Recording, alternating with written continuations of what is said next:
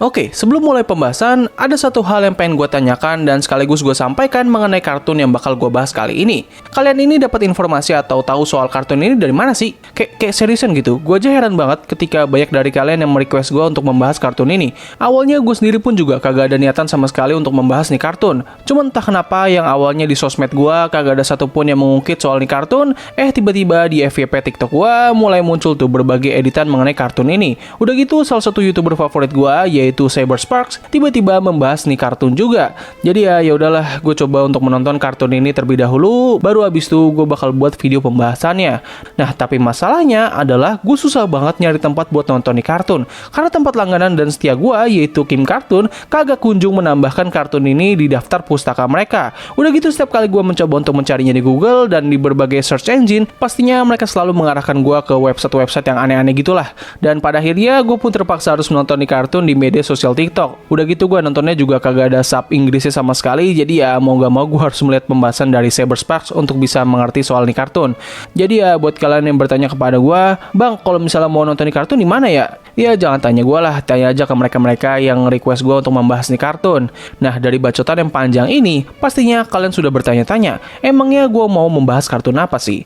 Well, biar gue perkenalkan kepada kalian sebuah kartun dewasa yang terlihat seperti untuk anak-anak yang berjudul Happy Tree Friend the Movie. Sorry, maksud gue adalah Unicorn Wars.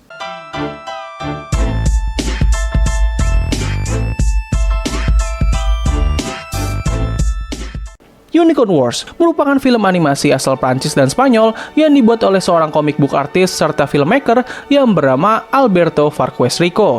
Nah, selain membuat film Unicorn Wars, Alberto ternyata juga telah membuat berbagai animasi sebelumnya seperti Bird Boy dan juga Sangre de Unicornio, atau dapat diartikan menjadi Unicorn Blood, yang mana kartun pendek tersebut merupakan cikal bakal dari terciptanya film Unicorn Wars. Nah, untuk animasi ini sendiri menceritakan perseteruan antara kedua fraksi yang tinggal di sebuah dunia fantasi yang indah dan sekaligus mengerikan, yaitu fraksi teddy bear atau beruang dan juga fraksi unicorn. Nah, semua konflik ini bermula pada suatu era di mana awalnya kedua makhluk berbeda ini tinggal secara bersamaan di sebuah magic forest atau biasa mereka sebut sebagai paradise. Nah, tetapi itu semua segera berubah ketika para beruang menemukan sebuah sacred book atau kitab suci di sebuah reruntuhan gereja. Buku tersebut memberikan ilmu pengetahuan kepada para beruang, dan seiring berjalannya waktu, mereka pun mulai mengalami perubahan yang sangat drastis, seperti memperoleh kepintaran, membangun society, moral dan juga hukum, hingga fisik mereka pun juga ikutan berubah, yang awalnya merupakan seekor beruang biasa, kini menjadi seperti teddy bear dengan berbagai macam warna. Nah, perubahan yang dialami oleh para beruang ini sangat tidak disukai oleh para unicorn. Mereka pun menjadi sangat cemburu dengan apa yang didapatkan oleh para beruang ini, hingga akhirnya para unicorn mendeklarasikan sebuah perang suci dalam melawan para beruang. Dampak dari peperangan ini sendiri membuat para beruang yang masih hidup terpaksa harus meninggalkan Magic Forest dan membangun society mereka di luar hutan. Nah, meskipun begitu, peperangan ini sebenarnya masih belum berakhir. Kedua fraksi masih terus mengalami pertikaian dengan para beruang yang masih suka masuk ke dalam hutan untuk memburu para unicorn hingga menyisakan satu saja. Nah, alasan kenapa peperangan ini masih terus berlanjut adalah karena para beruang percaya bahwa siapapun yang berhasil meminum darah dari unicorn terakhir, maka ia akan menjadi makhluk yang paling menawan dan memiliki keabadian, serta dipercaya bahwa Tuhan akan kembali ke surga yang telah direnggut dari mereka. Jadi ya, pada dasarnya itulah background konflik dari film animasi Unicorn Wars. Nah, untuk plot utamanya sendiri, awalnya kita akan diperkenalkan dengan seekor unicorn yang bernama Maria, di mana ia tiba-tiba mendengar suara panggilan dari sebuah gereja yang terbengkalai. Di sana Maria bertemu dengan makhluk aneh yang memiliki bentuk seperti monster dari film Princess Mononoke. Untungnya Maria berhasil melarikan diri dan fokus cerita pun berpindah ke dua orang beruang bersaudara yang bernama Tabi dan juga Bluey. Yes, serius, itulah nama karakter utamanya. Mereka berdua bersama dengan para teddy bear yang lain dilatih oleh angkatan militer untuk memburu para unicorn yang ada di hutan dalam memenuhi ramalan dan kepercayaan mereka. Dalam suatu misi untuk menyelamatkan pasukan yang telah masuk ke dalam hutan terlebih dahulu, Bluey, Tabi dan juga para teddy bear lain yang bisa dibilang masih sangat amatir ditugaskan untuk menyelesaikan misi tersebut. Awalnya misi ini berjalan dengan cukup lancar dan tidak ada hal yang aneh terjadi, meskipun salah satu dari mereka sempat tergigit oleh seekor kadal dan mengalami infeksi, namun itu bukanlah masalah yang sangat sangat berat. Tapi itu semua segera berubah ketika mereka menemukan seekor ulat pelangi yang bersinar. Mereka pun segera memakan ulat tersebut dan membuat para beruang kini mulai mengalami berbagai halusinasi seperti sedang mengkonsumsi narkoboy. Nah, bencana pun akhirnya datang ketika kedua pasukan mereka, yaitu dua orang kembar bersaudara, tiba-tiba menghilang dan ditemukan dalam kondisi yang sangat mengenaskan. Jadi ternyata ketika mereka sedang mengalami halusinasi, salah satu dari kedua kembar ini menghabisi saudaranya sendiri tanpa disadari. Ketika ia sudah siuman dan menyadari akan tindakannya, sang beruang tersebut memutuskan untuk mengakhiri hidupnya. Nah, mulai pada titik inilah cerita akan menjadi semakin gila dan juga liar. Mereka pun melanjutkan perjalanan hingga akhirnya berhasil menemukan pasukan yang berusaha mereka selamatkan. Tapi sayangnya pasukan ini ditemukan dalam kondisi yang sangat memprihatinkan. Tidak disebutkan secara jelas apa penyebab dari kematian mereka. Apakah karena serangan unicorn atau mereka saling membantai satu sama lain ketika sedang mengalami halusinasi. Sementara itu, beruang yang sebelumnya mengalami infeksi di kakinya terpaksa harus diamputasi, dan setelah itu mereka pun membakar jasad dari para pasukan yang telah gugur. Di keesokan harinya, pasukan ini akhirnya melihat seekor unicorn yang sedang berdiri di tempat yang terbuka. Mereka pun segera menyergap kuda tersebut hingga akhirnya tewas.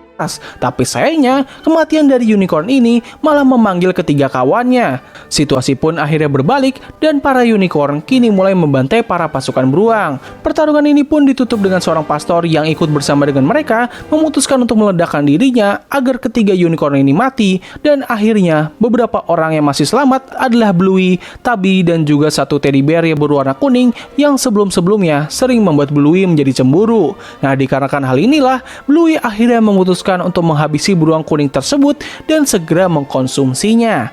Yes, it's very messed up. Selepas kejadian itu, Bluey dan Tubby kini mulai mengalami argumen, dan pada akhirnya Tubby mulai memiliki keberanian untuk melawan balik saudaranya. Nah, di suatu waktu ketika Bluey melihat Maria sedang bersama dengan seekor unicorn yang masih muda, ia pun segera berusaha untuk menyerang Maria, tapi sayangnya tindakannya ini membuatnya harus terjatuh ke sebuah jurang dan tersapu ke hilir sungai. Bluey pun akhirnya ditemukan oleh para pasukan yang sedang berpatroli dan segera dibawa ke rumah sakit.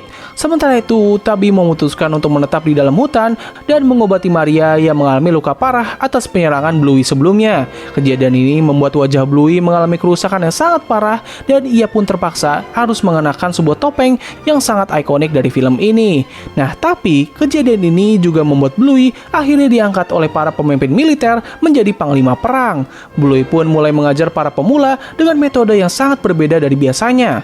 Para bawahannya ini bisa dibilang sangat loyal terhadap Bluey, hingga bahkan ketika Bluey memutuskan untuk melakukan kudeta terhadap pemimpin militer, mereka dengan sukarela menghabisi para pemimpin tersebut. Selepas kejadian itu, Bluey kini menjadi seorang diktator dan memimpin semua pasukan beruang untuk melakukan invasi secara besar-besaran terhadap Magic Forest dan berencana untuk mengakhiri perang panjang ini sekarang juga. Awalnya mereka ditugaskan untuk membakar beberapa area hutan untuk memancing para unicorn agar keluar dari tempat persembunyiannya. Ketika para unicorn mulai menunjukkan tanduk mereka, terjadilah sebuah perang akbar yang sangat dahsyat dan juga brutal hingga meninggalkan korban jiwa yang sangat banyak.